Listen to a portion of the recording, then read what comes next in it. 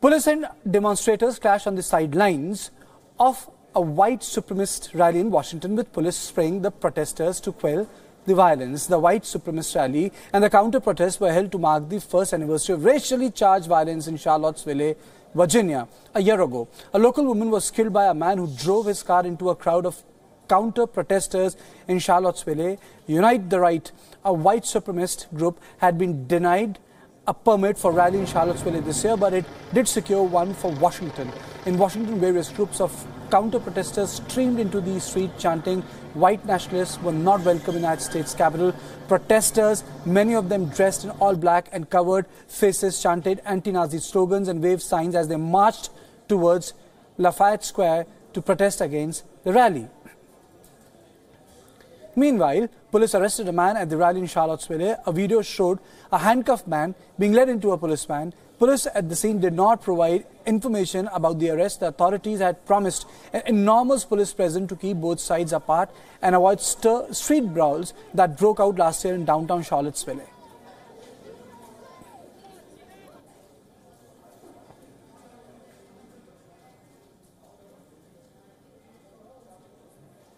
Stand up against hate, stand up against white supremacy, stand up against the forces that would take us back to a very, very dark place. There's no place for that here.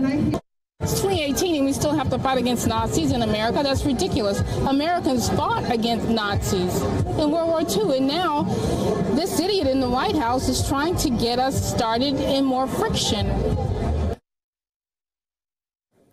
Now, Germany has decided to lift a ban on featuring Nazi symbols in video games. The country's regulatory body will not allow symbols like swastika, will now allow, which I'm saying is like symbols like swastika in video games, but their use must serve an artistic or scientific purpose. If the symbols are used to represent particular events in history, they will not be censored. This was a long-standing ban in the country and was ridiculed on several occasions. Last year, video game Wolfenstein 2, the new Colossus, was censored for the German audience. The game makers digitally removed Hitler's famous moustache and replaced the swastika with triangular symbols. And I'm joined by Ira Spitzer, WION's correspondent from Berlin. Why has this decision been taken to allow to use certain symbols directly associated with Nazi Germany in the field of scientific inquiry and art? Why has this shift taken place?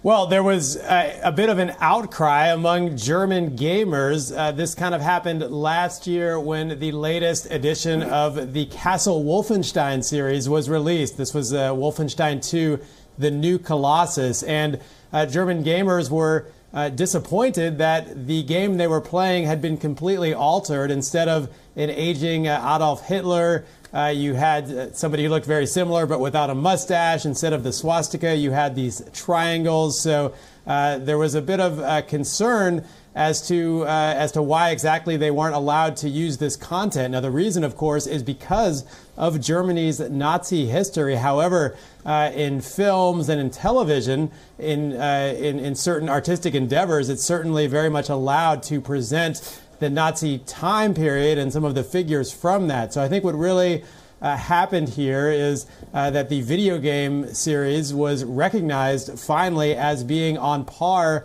creatively with a film. And so the creators were allowed to have that license to use Nazi symbols. Now, the video game regulation body does maintain the right to look at this on a case-by-case basis. And I would assume if a game seems to have sort of Nazi sympathies or something like that, they certainly still could ban it, but certainly a victory for the Wolfenstein franchise as well as its fans here in Germany. But then it's like a lot of people have this apprehension that it mainstreams certain symbols which are directly associated with era with which the German and the Germany today does not identify with. So has Germany come to rest with what has been the legacy of World War and an era dictated by Hitler?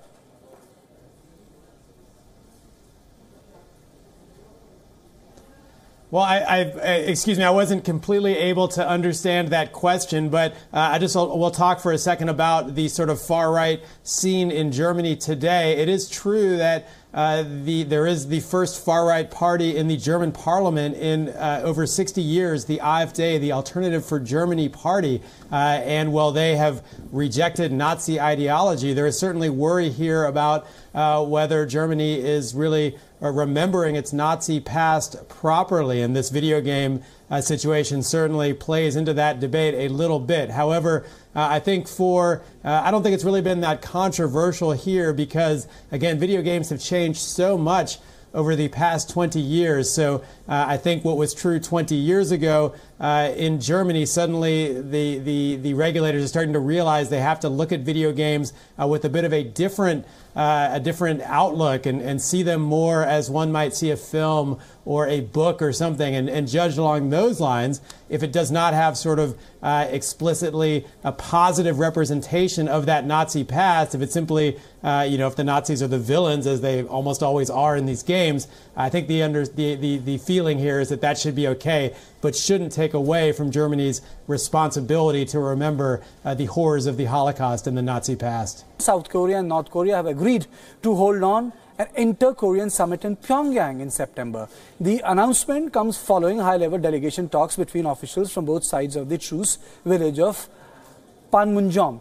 The talks come after increased engagement between both countries this year. North Korean leader Kim Jong-un and South Korean President Moon Jae-in have already met twice this year. Despite these attempts at bettering ties, the North continues to face heavy sanctions by the US over nuclear weapons and ballistic missiles program. In fact, denuclearizing the nuclear peninsula was top of the agenda when Kim met the US President Donald Trump at the Singapore summit in June. The North has since denounced US-led efforts to maintain those sanctions despite what Pyongyang calls it goodwill gestures, including halting its weapon testing. Pyongyang has also returned the remains of the US troops killed in the Korean War.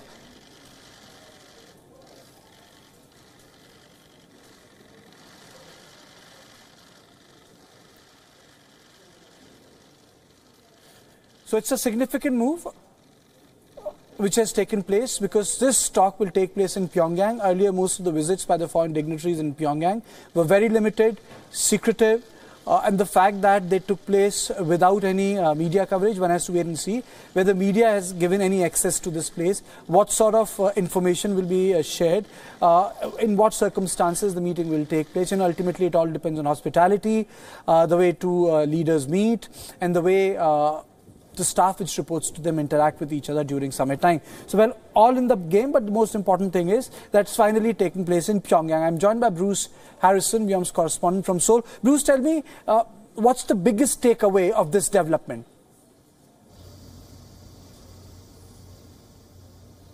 Well, the biggest takeaway is the fact that Kim Jong-un and South Korean President Moon Jae-in will be meeting in Pyongyang next month. They haven't specified the date of the upcoming summit, but they do say it will be held in September. This wasn't a huge surprise because at their meeting in April, they had discussed through their joint declaration that Moon Jae-in would travel to Pyongyang. He would reciprocate in a way, Kim Jong-un's visit to the southern side of the DMZ and travel to Pyongyang.